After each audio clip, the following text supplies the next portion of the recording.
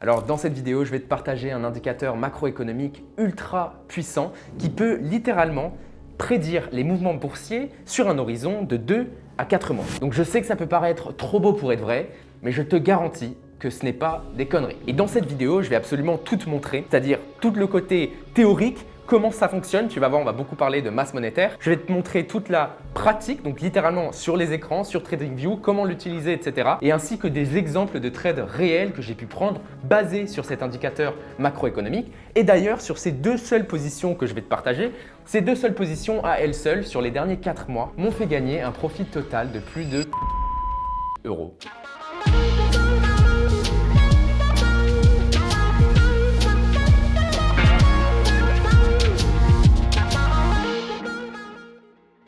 Alors sans plus attendre, on va aller sur l'iPad pour regarder ensemble comment l'argent, la monnaie, est-elle créée et comment celle-ci est-elle comptabilisée. Alors comment est-ce que l'argent est créé de base? Tout part des banques centrales. Ce sont les banques centrales qui décident d'imprimer de l'argent. Donc dans notre exemple, prenons le cas de la Fed, donc la Federal Reserve, qui est la banque centrale des États-Unis, qui aurait imprimé un total de 4 dollars. Okay? Là commence le chemin de l'argent. La banque centrale vient d'imprimer 4 dollars distincts. Alors ici, la banque centrale vient d'imprimer 4 dollars. Généralement, ce qu'ils vont faire, c'est qu'ils vont aller acheter des sécurités sur les marchés, généralement des obligations, donc de la dette. Ils vont prendre cet argent et aller acheter à une institution des obligations. Donc cet argent, on est d'accord qu'il va être transféré à une banque, que j'appelle ici banque privée numéro 1. Donc cet argent va être en flux et va rentrer dans cette nouvelle banque. Donc il a été créé par la banque centrale et il est envoyé dans une banque. Maintenant, cette banque va réceptionner les fonds et va donc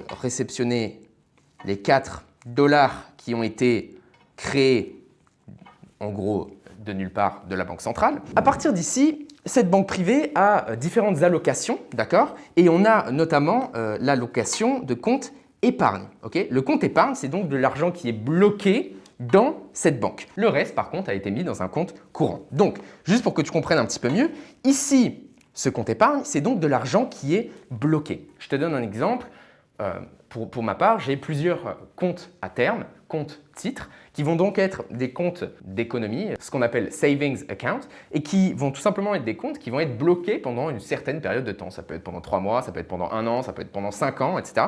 Mais donc ça, c'est de l'argent qui va être bloqué. Maintenant, le compte courant, c'est le compte littéralement normal qu'on a tous, et les banques ont un système de réserve. Ces réserves sont aussi décidées par les banques centrales, mais on va le garder le plus simple possible. Mais du coup, une banque qui reçoit ton argent va pouvoir aller prêter ton argent à d'autres banques ou à d'autres individus. Mais elle va devoir garder une petite portion en réserve, d'accord? Donc, ce qui va se passer, c'est que la banque, l'argent que tu as mis sur ton compte épargne, elle va aller le prêter immédiatement. Donc, cet argent, il sort et il est injecté dans une nouvelle banque. Maintenant, le deuxième dollar, lui aussi, il est prêté et injecté dans une nouvelle banque. Le troisième dollar, c'est exactement la même chose, mais le dernier dollar, celui-ci, il est gardé en tant que réserve. D'accord? Celui-ci, légalement, la banque est obligée de le garder. Donc, ce qu'il se passe, c'est que là, ce dollar a été annulé, celui-ci a été annulé, celui-ci a été annulé. Quand je dis annulé, c'est qu'il a été basculé, d'accord? Il a été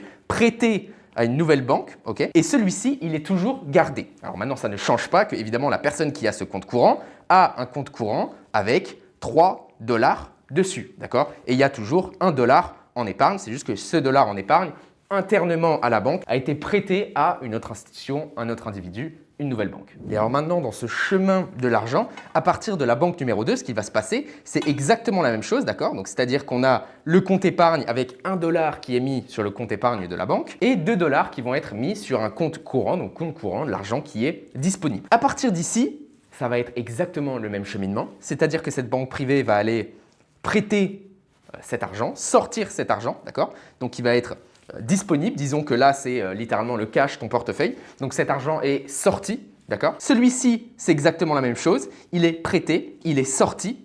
Et celui-ci, rappelle-toi, ils sont toujours obligés de garder une réserve. Donc, ils vont garder 1 dollar en tant que réserve. Donc, si tu as bien suivi, ce dollar a été supprimé. Celui-ci a été supprimé. Quand je dis supprimé, c'est qu'il a été déplacé juste ici, d'accord? Et donc, au final, là, c'est le schéma. C'est ce que je veux que tu comprennes avant toute chose du cheminement de la masse monétaire. Comment est-ce que l'argent est créé de base et comment est-ce qu'il circule pour arriver dans ta poche. Donc maintenant, si tu as bien suivi toutes les explications, tu devrais te rendre compte de deux choses. La première, c'est combien d'argent a été créé, combien d'argent a été imprimé de base. On est d'accord que ce sont ces 4 $ de base. Et maintenant, quel est l'argent qui est actuellement en circulation? Tu peux voir que ces 4 $ sont toujours ici et sont toujours intacts. D'accord? Cet argent de base créé, qu'on pourrait dire littéralement l'argent physique qui est imprimé, c'est ce qu'on appelle en finance M0. Donc, dans notre cas, M0 est égal à 4 $. M0, c'est l'argent qui a été créé de base, l'argent de base. Maintenant, on a une autre variable qui s'appelle M1. M1, c'est une autre façon de comptabiliser l'argent. C'est donc pas l'argent qui a été créé, mais c'est l'argent qui est, on va dire, physique dans la poche des gens, donc littéralement celui-ci. Donc là, on a 2, ok?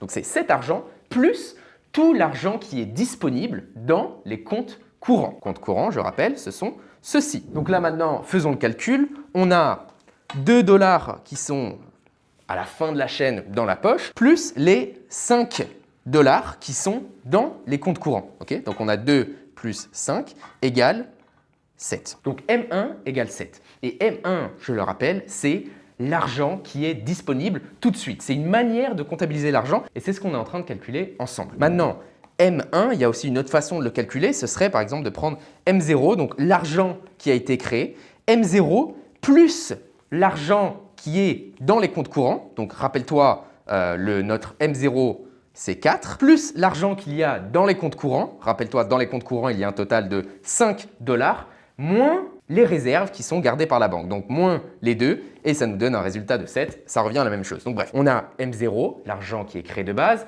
M1, l'argent final, physique et l'argent disponible tout de suite dans les comptes courants. Et maintenant, on peut aussi calculer la masse monétaire d'une dernière manière qui est donc ce qu'on appelle M2. Et M2, c'est quoi? C'est tout simplement M1, donc ce qu'on a calculé juste avant, plus l'épargne disponible rapidement. Donc, littéralement, tous les comptes épargne. Donc, on va avoir M1 qui, je rappelle, est égal à 7, plus 2, donc les deux comptes épargne, ce qui nous donne un total de 9 $.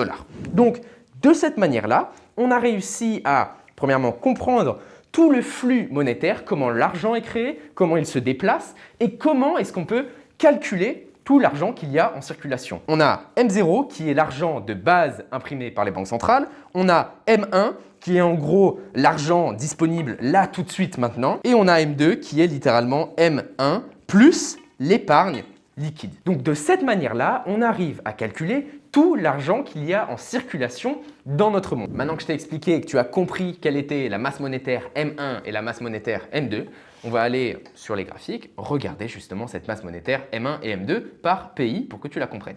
Donc, on va sur TradingView et là, littéralement, tu tapes Money Supply M2. Donc, Money Supply, masse monétaire M2. Et donc, juste ici, on retrouve la masse monétaire M2 des États-Unis, c'est-à-dire tout l'argent en circulation, en gros, aux États-Unis pour un total de 22 trillions de dollars. On peut aussi chercher US M1. Donc, c'est-à-dire, au lieu du Money Supply M2, on va chercher le Money Supply M1. D'accord? Donc là, rappelle-toi, c'est l'argent de base qui est créé.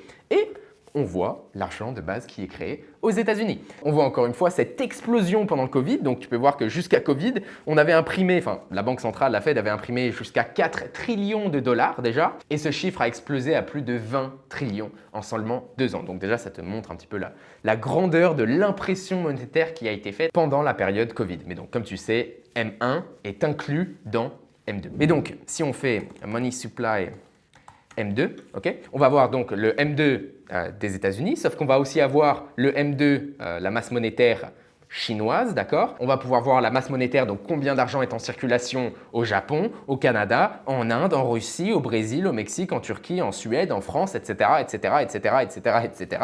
Et de cette manière-là, on peut réussir à trouver ce qu'on appelle le Global M2. Et donc aujourd'hui, en tant que trader, en tant qu'investisseur, ce qui nous intéresse, c'est de pouvoir calculer, de pouvoir connaître quel est l'argent en circulation dans le monde entier, ce qu'on appellerait donc Global M2.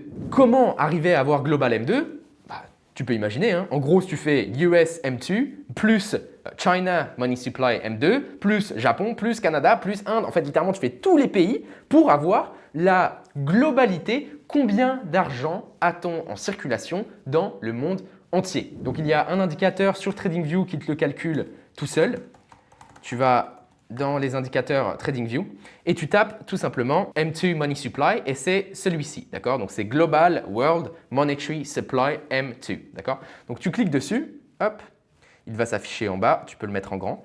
Et donc ce que tu vois juste ici, c'est l'évolution de la masse monétaire mondiale. Mais alors, pourquoi est-ce que je te parle de ça depuis le début de la vidéo? Pourquoi je te fais des schémas? Pourquoi je t'explique comment calculer l'argent qui est en circulation? Si tu réfléchis bien, c'est évident. L'argent qui est en circulation, il y a réellement une infime partie qui est utilisée pour des achats du quotidien, acheter du jambon, une baguette de pain et à la limite un parfum et des chaussures. Tout le reste, c'est utilisé à des fins d'investissement. Donc, plus il y a de l'argent en circulation, plus il y aura de l'argent qui vont être injectés dans ce qu'on appelle les risk assets. Les risk assets, ce sont des biens financiers, des sécurités financières dans lesquelles les personnes vont aller investir quand justement ils ont de l'argent, quand ils veulent prendre du risque. Donc, on a notamment les cryptos et on a notamment les indices boursiers. Et donc, c'est complètement normal qu'on voit une corrélation extrêmement forte entre l'argent en circulation qu'il y a dans le monde entier et la valorisation des actifs à risque, comme les indices boursiers et les cryptos. Donc cette corrélation, ça veut tout simplement dire que quand l'un augmente,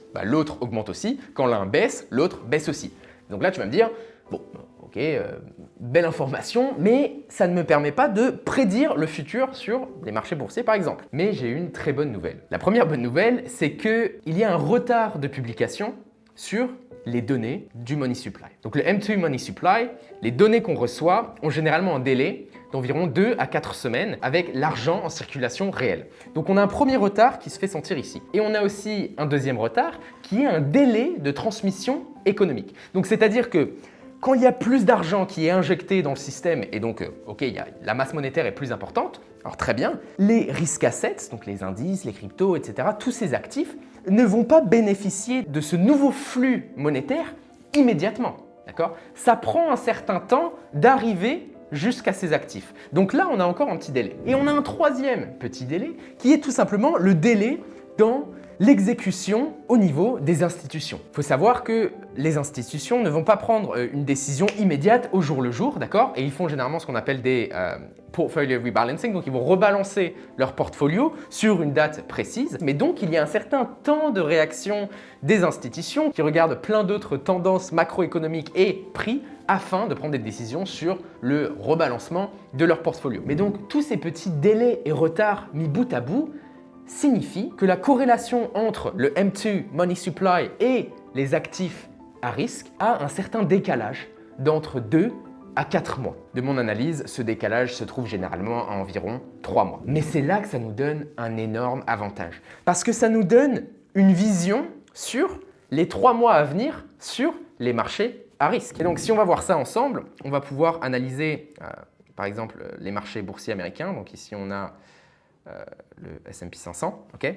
Le S&P 500, ce qu'on va pouvoir tout simplement faire, c'est rajouter un indicateur qui est donc le M2 Money Supply. Rappelle-toi celui que je t'avais montré juste avant, qui était le Global World Monetary Supply M2. Mais maintenant, ce qu'on veut faire, c'est mettre celui-ci, d'accord, de Finfluential, qui est Global M2 Money Supply, mais avec des jours qu'on peut offset. C'est-à-dire qu'on peut décaler pour avoir une corrélation qui est justement avec ce petit décalage de 3 mois, d'accord? Donc tu vas aller cliquer dessus, moi je l'ai juste ici. Donc juste ici dans Time Offset en termes de jours, si on met 0, ça nous met 0 décalage. Donc tu peux voir que le M2 Money Supply termine le 11 août au moment où je fais cette vidéo, pareil que le S&P 500. Maintenant, si on met un décalage de 90 jours, c'est-à-dire 3 mois, là, on se retrouve avec justement ce petit décalage où tu vois, on est ici le 11 août. Cependant, ici, on a M2 Money Supply qui termine le 10 novembre. Donc, ce n'est pas qu'on est en train de voir le futur, c'est juste que l'impact sur les marchés à risque a tendance à se faire ressentir environ 3 mois plus tard. Qu'est-ce que tu remarques maintenant qu'on vient de faire ça? C'est une corrélation extrêmement forte entre le M2 Money Supply et le risk asset tel que le S&P 500 avec justement ce décalage. Donc tu peux voir que ce bottom juste ici qui est arrivé en avril a été marqué par le M2 Money Supply. Et je te rappelle, ce renversement du coup qui a eu lieu, si on le regarde, attends, je vais te montrer ça en daily, tu vas comprendre mieux. Tu vois, donc d'aujourd'hui au prochain offset, enfin dans 3 mois, quoi, ça nous donne cette longueur. Donc c'est-à-dire qu'au moment où le marché ici était en train de crash, d'accord, bah, en fait, on avait le marché qui était juste ici, ok, très bien.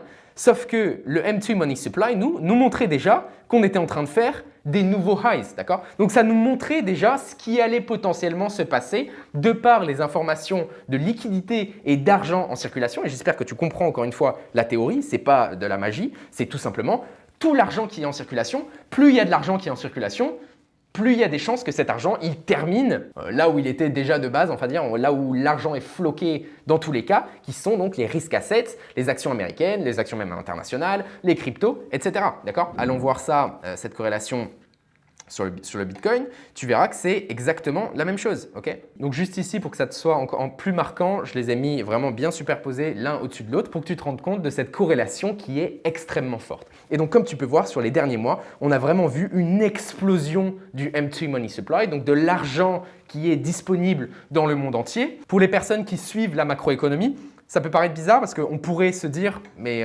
la Federal Reserve récemment, disons, n'a pas particulièrement imprimé d'argent, et on peut aller voir ça justement, USM1, souviens-toi, donc USM1, donc oui, on a eu énormément d'impressions d'argent qui ont été faites pendant la période Covid, sauf que tu peux voir que depuis 2022, on a justement l'argent en circulation, surtout l'argent imprimé, donc M1, qui a été diminué. Donc qu'est-ce qu'il se passe, d'accord ? Encore une fois, quand on regarde Global M2, on regarde le monde entier. Et quelle a été l'économie qui a imprimé comme des sagouins ces derniers mois? Ça a été la Chine, d'accord? Tu peux voir, la Chine a littéralement explosé sa machine à impression de billets, d'accord? Où on est passé en fin 2024 à environ 64 trillions à plus de 110 trillions en littéralement un mois.